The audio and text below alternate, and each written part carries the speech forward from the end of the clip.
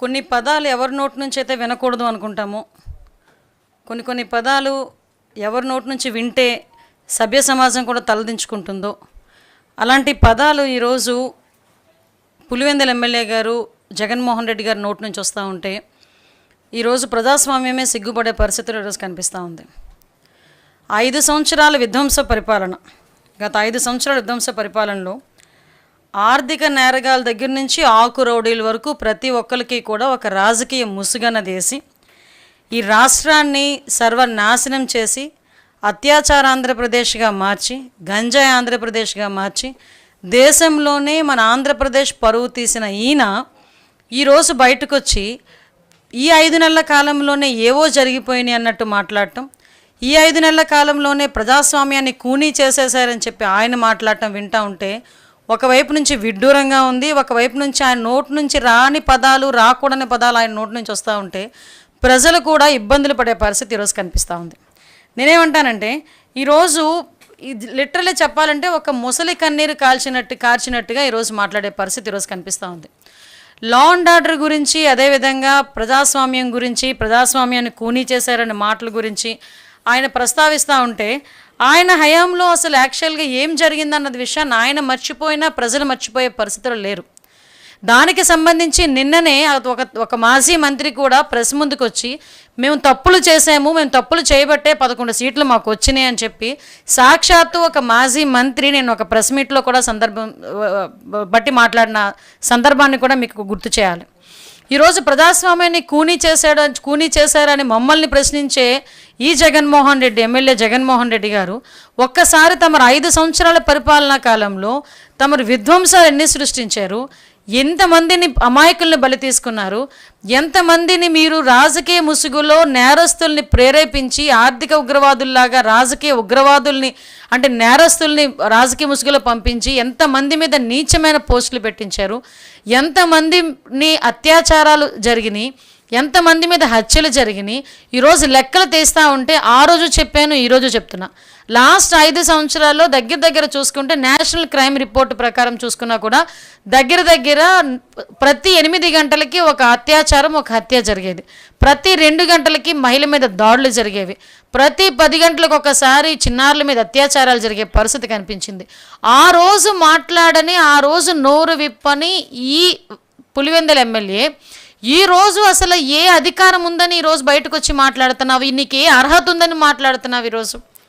ఈరోజు ఆడపిల్లల గురించి మాట్లాడే సందర్భంలో ఎంతమంది ఆడపిల్లలు నీ హయాంలో బలైపోతూ ఉంటే, నీ కళ్ళ ముందు నీ ఇంటి పక్కన ఆడపిల్లల తాలూకా ప్రాణాలు పోతూ ఉంటే నువ్వు బయటకు వచ్చి ఒక్కరోజు కూడా ప్రశ్నించకుండా, ఒక్కరోజు కూడా దాని గురించి రివ్యూ చేయకుండా, ఒక్కరి గురించి కూడా శిక్షించండి అని బయటకు వచ్చి మాట్లాడకుండా ఈరోజు అధికారం పోయేసరికి ఈరోజు అక్క చెల్లెమ్మలు గుర్తొచ్చారా, ఈరోజు ఆడబిడ్డలు గుర్తొచ్చారా నీకు? నీ హయాంలో ఈరోజు పరిస్థితి ఎలా ఉందంటే ప్రజాస్వామ్యం గురించి, అదేవిధంగా ఈరోజు ఇక్కడున్న లా అండ్ ఆర్డర్ గురించి మాట్లాడుతున్నావు. నీ 5 సంవత్సరాల పరిపాలనలో సుమారుగా చెప్పాలంటే ఆంధ్రప్రదేశ్ పరిస్థితి ఎలా అయిపోయిందంటే వెంటిలేటర్ మీదకి వెళ్ళిపోయినట్టు పరిస్థితి వచ్చింది. అంటే ఒక వెంటిలేటర్ మీద ఒక మనిషిని ఎలా పడుకోబెడతారో అలాంటి పరిస్థితి ఆంధ్రప్రదేశ్కి వస్తే మళ్ళా దానికి ఆక్సిజన్ ఇచ్చి, దానికి ట్రీట్మెంట్ ఇచ్చి డే బై డే తీసుకొచ్చి పరుగులు పెట్టించే దిశలో గౌరవ చంద్రబాబు నాయుడు గారు పనిచేస్తూ ఉంటే ఈరోజు అది చూడలేక, ఈరోజు చూడడానికి కూడా నీకు మనస్కరించక ఈరోజు ఇటువంటి దారుణమైన అభాండాలు వేస్తున్నావు. ఈరోజు నేను మళ్ళీ మాట్లాడుతున్నా, నీ హయాంలో గంజాయి విపరీతంగా పెరిగిపోయింది, నీ హయాంలో డ్రగ్స్ విపరీతంగా పెరిగిపోయినాయి, ఆడపిల్లల్ని నడి రోడ్డు మీద పొడిచి చంపేసే గంటలు ఎన్ని జరిగినాయి. నువ్వు స్వతంత్రం వచ్చిన తర్వాత ఇలాంటివి జరగలేదో నువ్వు మాట్లాడేవి. ఈరోజు స్వతంత్ర దినోత్సవం రోజే రమ్య అనే అమ్మాయిని నీ హయాంలో నడి రోడ్డు మీద పొడిచి చంపిన ఘటన నువ్వు మర్చిపోయావేమో కానీ జగన్మోహన్ రెడ్డి మేమెవరు మర్చిపోలే. ఆ రోజు మేము అమ్మాయిని ఒకసారి పరామర్శించిన వాళ్ళ కుటుంబ సభ్యులను పరామర్శించడానికి వెళ్తే అదే రోజు లోకేష్ గారి మీద, మా మీద కూడా ఇప్పటికీ ఆ కేసు నడుస్తూనే ఉంది, ఆ కేసులు ఉన్నాయి మా మీద. అంటే ఈరోజు నువ్వు మాట్లాడుతున్నావు. నేను చాలా క్లియర్గా చెప్తున్నా, ఇక్కడ చాలా బాధపడి నేను ఇక్కడ కూర్చొని ఈరోజు మాట్లాడుతున్నా. ఎంత బాధపడ్డామంటే ఒక రాజకీయాల్లోకి ఒక మహిళలు వచ్చిన మహిళ మా మీద రాజకీయాల్లో ఎవరున్నా కూడా వాళ్ళని తిరిగి ప్రశ్నించినా వాళ్ళకి వ్యతిరేకంగా ఒక మాట మాట్లాడినా మా కుటుంబ సభ్యులతో సైతం బయటకు తీసుకొచ్చి ఎంత నీచంగా మాట్లాడే పరిస్థితులు ఈరోజు కనిపిస్తూ ఉంటే, వాళ్ళ గురించి మేము ప్రశ్నిస్తూ ఉంటే, వాళ్ళ గురించి మేము కేసులు పెడతా ఉంటే వాళ్ళని వెనకేసుకొస్తాడే. వాళ్ళని ఈరోజు వెనకేసుకొచ్చి ప్రశ్నించేవాళ్ళు. అరే ఏం ప్రశ్నించావు నువ్వు? ప్రశ్నించడం అంటే ఏంటో తెలుసా? గవర్నమెంట్ విషయంలో ఎవరైనా నువ్వు ఈ సిద్ధాంతం తప్పు, లేకపోతే నువ్వు ఇచ్చిన సంక్షేమ కార్యక్రమాలు తప్పు, ఈ సంక్షేమ కార్యక్రమాలు ఇంత అవినీతి జరిగింది అని ఎవరైనా క్వశ్చన్ చేస్తే దాని మీద మేము పెట్టామంటే అప్పుడు అడుగు, మేము మాట్లాడతాం. నీకులాగా 60 సంవత్సరాల ఆవిడ రంగనాయకమ్మ ఆ రోజు ఎల్జీ పాలిమర్స్కి సంబంధించి ఒక ఇష్యూ గురించి సోషల్ మీడియాలో మీరు మాట్లాడితే ఆ రోజు ఎందుకు ఆవిడని సిఐడి ఆఫీస్కి రప్పించి ఆవిడకి నోటీసులు ఇచ్చి అర్ధరాత్రులు నోటీసులు పంపించి చేసే పరిస్థితి మేము ఎక్కడ కూడా చేయలేదే? ఒకసారి ఆలోచించండి. అదేవిధంగా సంతోష్ అని ఒక అబ్బాయి, రాజమండ్రి కుర్రోడు, వరద బాధితుల గురించి అని చెప్పి ఆ అబ్బాయికి గురించి క్వశ్చన్ చేశాడని ఆ ప్రెగ్నెంట్గా ఉన్న భార్యని హాస్పిటల్కి తీసుకెళ్తుంటే మధ్యలోనే ఆ అబ్బాయిని ఏదో టెర్రరిస్ట్ని తీసుకొచ్చినట్టు, తీవ్రవాదం తీసుకొచ్చిన సందర్భాన్ని నేను ఇప్పుడు నీకు గుర్తు చేయాలా? ఆసిలటి నిర్మల అని గుడివాడ ఆ ఎమ్మెల్యే అప్పుడున్న కొడాలి నాని గారి మీద నిరసన తెలియజేస్తే ఆ రోజు తీసుకొచ్చి ఆ అమ్మాయిని అరెస్ట్ చేయలేదా? అదేవిధంగా కళ్యాణి గారిని గన్నవరం పార్టీ ఆఫీస్ మీద దాడి జరిగితే దాని గురించి క్వశ్చన్ చేసినందుకు ఆ అమ్మాయిని ఏకంగా తీసుకెళ్లి ఇంచుమించు 21 రోజులు జైల్లోనే పెట్టిన పరిస్థితి.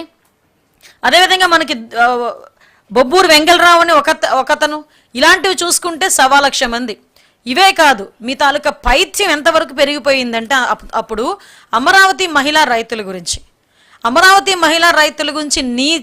నీచంగా మాట్లాడి అమరావతి రైతులు, నిజంగా మహిళా రైతులు మానసికంగా ఎంత క్షోభపడ్డారో నాకు తెలుసు. అటువంటి వాళ్ళని ఉద్యమం కూడా చేసుకోనివ్వకుండా, కనీసం దుర్గాదేవి టెంపుల్కి కూడా వాళ్ళు వెళ్తామంటే వెళ్ళనివ్వకుండా నువ్వు చేసిన దురాగతాలు మర్చిపోయావా జగన్మోహన్ రెడ్డి? ఆఖరికి ఇదే పోలీసులను అడ్డం పెట్టుకుని బూటుకాలతో తన్నించి, కడుపుల్లో తన్నించి ఆడబిడ్డ తాలూకా శోకమే ఈరోజు నీకు శాపమై తగలలేదా? ఈరోజు 11కు దిగజారేవంటే ఈరోజు నువ్వు మాట్లాడుతున్నావు. మేము ఏ రోజు నీ ఇంటి గేటుకి తాడులు కట్టలేదే? ఏ రోజు నువ్వు బయటికి వెళ్తానంటే రిస్ట్రిక్షన్స్ పెట్టలేదే? నీ ఆఫీస్ మీద ఎవరు కూడా దాడి చేయలేదే? డీజీపీ ఆఫీస్ పక్కన కరెక్ట్గా ఇంచుమించు ఒక 1/4 కిలోమీటర్ కూడా 200 మీటర్ 300 మీటర్లు ఉన్న ప్లేస్ నుంచి కూడా కట్టి కొడితే కిలోమీటర్ కూడా ఉండదు తెలుగుదేశం పార్టీ ఆఫీస్. డీజీపీ లోపలే ఉంటాడు, బయట ఏమో తెలుగుదేశం పార్టీ ఆఫీస్ మీద దాడి జరిగిద్ది. తెలుగుదేశం పార్టీ ఆఫీస్ మీద దాడి జరిగినట్టుగా నీ ఆఫీసుల మీద ఎక్కడైనా 5 నెలల కాలంలో దాడులు జరిగినాయా?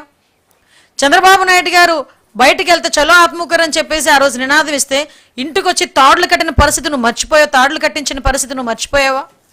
అదేవిధంగా చంద్రబాబు నాయుడు గారు అమరావతిని చూడడానికి వెళ్తే బస్సుల మీద రాళ్ళు ఇసిరించి అప్పుడున్న డీజీపీ చేత భావ స్వేచ్ఛా ప్రకటన అని ఆ రోజు నువ్వు మాట్లాడించిన మాటలు మర్చిపోయావు జగన్మోహన్ రెడ్డి? ఎస్, నేను గుర్తు చేయాలి కాబట్టి చేస్తున్నా. అదే కాకుండా ఆ రోజుల్లోని చంద్రబాబు నాయుడు గారిని తిరుపతి ఎయిర్పోర్ట్లోనే అరెస్ట్ చేసిన పరిస్థితి, మాకు లాంటి చాలామంది లీడర్ని నిన్ను క్వశ్చన్ చేసినందుకు హౌస్ అరెస్టులు చేసిన పరిస్థితి ఎంత దిగజారిపోయిందంటే ఆ రోజు ప్రజాస్వామ్యం కూని అంటే ఏంటో చెప్పనా జగన్మోహన్ రెడ్డి? నీ పర్యటనలకి పరదాలు కట్టుకొని చెట్టులు కొట్టుకొని మా లీడర్లవన్నీ బయటికి రానివ్వకుండా హౌస్ అరెస్టులు చేసి కనీసం నీ సభలకి నల్ల చున్నీ వేసుకుని వస్తేనే కూడా పక్కన పెట్టేసే పరిస్థితి. ఈవెన్ పెన్నులు, జేబులో పెట్టుకునే పెన్నుల్ని కూడా నువ్వు ఎలా చేయకుండా చేసావు చూడు. అది ప్రజాస్వామ్యాన్ని కూని చేయడం అంటే. ఇప్పుడు మేము చేస్తుంది ప్రజారంజకమైన పరిపాలన. ఈరోజు నువ్వు క్రైమ్ రిపోర్ట్ ప్రకారం చూసుకున్నా కూడా నీ టైంతో పోల్చుకుంటే ఇప్పుడు 28% క్రైమ్ రేట్ తగ్గింది. ఒకసారి అనాలిసిస్ చూసుకో. ఈరోజు ట్రిగ్గర్ పెట్టాలి కదా అని ఎక్కడ పడితే అక్కడ అబద్ధాలు ఆడి సాక్షి పేపర్ వాళ్ళు, టీవీ వాళ్ళ పరిస్థితి ఎలా ఉన్నాయంటే ఏదో అంటారు కదా, వీళ్ళు కూడా ఈ వైఎస్ఆర్సీపీ నాయకులు కూడా గోతిగాడి నక్క వెయిట్ చేస్తూ ఉంటుంది. గోతులో పూడ్చిన వెంటనే ఎప్పుడు వెళ్ళిపోతారు, ఎప్పుడు పీక్కుతుందామా అని. లేకపోతే సవాల్ దగ్గర రాబందుల్లో వాళ్తున్నారు.